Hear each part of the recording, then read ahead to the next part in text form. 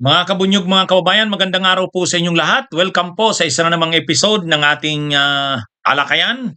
Ito po sa ating YouTube channel na Veritas. Kung hindi pa po kayo naka-subscribe sa ating Veritas YouTube channel, subscribe na po kayo. Kung hindi pa po kayo naka-follow, mayroon din po tayong Veritas Meta or Facebook page. Kung hindi pa po kayo naka-follow, follow na po kayo. Mga kabunyog, mga kababayan, dito marami tayong dinidiscuss na issues dito na hindi nyo po mapapanood sa iba nating social media platforms. Kaya ah, follow na po kayo sa ating Veritas Meta or Facebook page. Subscribe na po kayo sa Veritas YouTube channel. O mga kabunyog, mga kababayan, pag-usapan natin to. Si Ramil Madriaga, ito yung magtitistigo laban kay Sara sa mga kaso sa ombudsman. At kung magkakaroon ng hearing sa isasampang impeachment kay Sara, isa na naman ito sa mga testigo. Itong bagong testigo ito si Madriaga. Yung maraming mga sinabi niya sa kanyang sinumpaang salaysay, ilalahad niya yan. Kung magkakaroon ng investigasyon ang ombudsman, iimbestigahan yan si Madriaga based dun sa kanyang ginawang sinumpaang salaysay. Gayun din kapag nagkaroon ng hearing ang Justice Committee tungkol sa impeachment ni Sara, siyak ipapatawag yan si Madriaga. Kaya ngayon pa lang, mukhang tinatrabaho na si Madriaga ng kampo ni Sara eh. Pinapatahimik na, tinatakot na, pinipressure na. Sila Chica, Cornel at Chica, nagsampa ng kasong libel yata doon sa Davao. Laban dito kay Ramil Madriaga. Hindi lang kay Ramil Madriaga, pati doon sa abogado ni Ramil Madriaga, si Attorney Palad. Kaya ano na ito, mga kabunyog, mga kababayan, kumbaga ka-counter na ang kampo ni Sara para patahimikin itong si Ramil Madriaga. Kasi nga napaka-vocal nito ni Ramil Madriaga nung nakaraang mga araw. Pati na yung kanyang abogado nga naman, si Attorney Palad, siyempre nakakulong si Madriaga, hindi masyadong makapagsalita. Si Attorney Palad yung talagang nagsasalita para kay Madriaga. So ngayon pareho ito, si Madriaga at saka si Attorney Palad kinasuhan ng libel o cyber libel din nito ni Cornel at Chica. Bakit? Bakit si Cornel at Chica? Alam naman natin si Cornel at Chica, ito yung commander ng Vice Presidential Security Group, VPSG, yung unit ng AFP na naka-assign para i-secure ang Vice President, itong sila Chica. Kaya lang, ito kasing sila Chica, hindi lang naman galing kay Madriaga, kahit yung mga lumabas na testimonya, doon mismo sa pagdinig ng kamera, yung mismong mga tao ni Sara ang nagsabi, pagka-ingkas nila yung mga cheque, malalaki yon, 35 million, 25 million, bawat incashment nila sa land bank,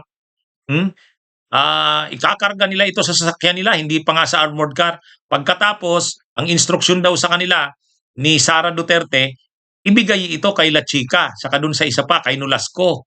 O pagdating kay La Chica, hindi na alam kung saan napupunta. Kaya, controversial yan si La Chica kasi siya kanya nagtatapos yung pagka-inkas ng cheque ng confidential funds, binibigay daw ng mga tao ni Sara dun kay La Chica. Sila Chica na yung may responsibilidad kung anong nangyari dun sa pera, saan niya dinala. Kaya lang hindi naman siya na ipatawag sa hearing ng Kamara. Siguro dahil malalagay sa alanganin ang AFP. Kaya inano na siya, pinatawag na siya ng ng AFP. Inimbestigahan din siya sa AFP, kaya lang hindi natin alam anong nangyari. Ngayon, pero kung susulong ang impeachment kay Sara, ipapatawag yan. O kaya kahit dun sa Justice Committee ng House, ipapatawag yan sila Chica. Pero nabanggit nga sa sinumpaang salaysay ni Madriaga na itong si La Chica ay kilala niya talaga ito. At kasama umano siya sa mga training ng Vice Presidential Security Group o Command. Sabi ni Madriaga. Ngayon, sabi ni La Chica, hindi totoo yung mga sinabi na yan ni Madriaga. Hindi niya raw ito kilala at hindi daw ito naging parte ng Vice Presidential Security Group.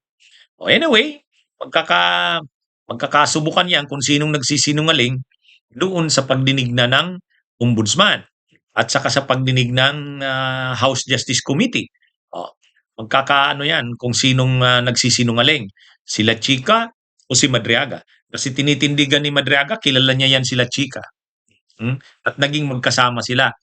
Yung mga confidential funds, binigay daw sa kanya yun ni La Chica at siya ang nag-distribute kung saan-saan dinala. Sabi ni Madriaga, may binigay daw sa kanya sila Chica at si Nolasco, yung iba dinala niya doon sa isang mayor yata ng Laguna, yung isa may dinala siya doon sa isang comedy bar sa Timog. Ano yon? Malinaw na dinitalye yan ni Madriaga sa kanyang sinumpaang salaysay. Kaya talagang binabanggit ni Madriaga itong sila Chika. Pero pinapabulaanan naman ito nila Chika. Sabi nila Chika, hindi totoo yan. Kaya kinakasuhan niya ngayon itong si Madriaga. Pero ang malinaw dito, itong pagkasong ito kay Madriaga, paghahanda na ito sa darating na impeachment ni Sara at yung mga pagdinig sa ombudsman.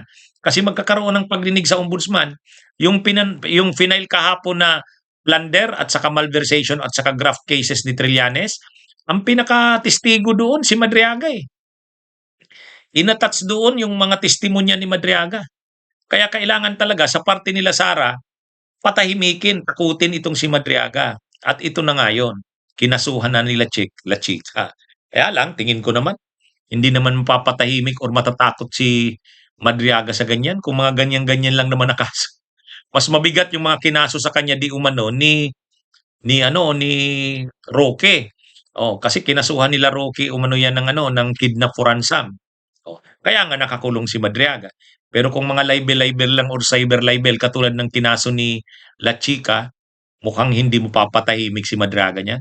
Saka decided na si Madriaga at saka yung abogado si Attorney Palad. Sabi nila naghihintay na lang silang ipatawag ng ombudsman o kung anumang body na gustong ipakimporma yung sinumpaang salaysay ni Madriaga. Kaya sa susunod na mga araw, sigurado ipapatawag na ito si Madriaga ng ombudsman o kaya ng DOJ o kaya ng Justice Committee ng House. Kung magkakaroon ng hearing sa impeachment ni Sara, papatawag yan. Isa yan sa mga posibleng testigo itong si Madriaga. Kaya naman ngayon pa lang parang tinatrabaho ng patahimikin, takutin para magbago ng isip. Siyempre, damaging yung mga testimonya niyan. Lalo na kung kaya talagang panindigan ni Madriaga. Mayroon pa siyang ibang mga ebidensyang mailalabas. Ay, mahirap talaga kay Sara yan. Yung mga alam ni Madriaga. Sabi niya, mayroon pa siyang hawak ng mga ebidensya eh. May nasa cellphone niya, malalaman natin yan. Ano ba talaga ang alam nito ni Madriaga? Kaya nga pinapatahimik sa pamamagitan ng mga kinaso ngayon nila La Chica.